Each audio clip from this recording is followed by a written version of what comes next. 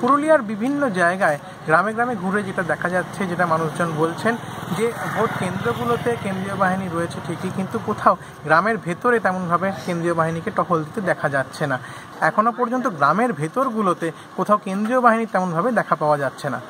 বাঁকুড়া জেলায় ৩টে বিধানসভা কেন্দ্রে ভোট গ্রহণ পর্ব চলছে।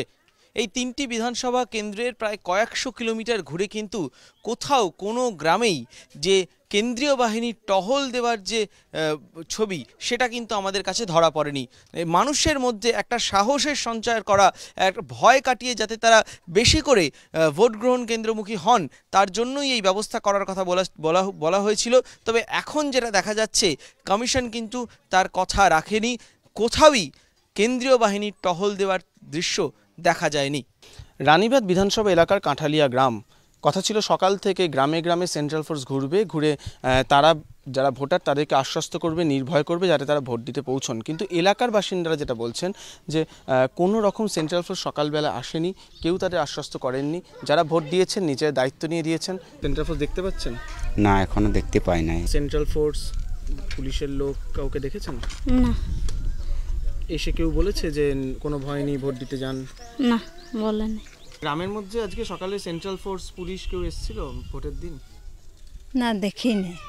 সকালের দিকে পুলিশ সেন্ট্রাল ফোর্স আসা এগুলো আজকে হয়েছে ভোটের? না না, গাড়িতে ঘোরাঘুরি করছে, এটাই। গ্রামের মধ্যে ঢুকেছে কি না।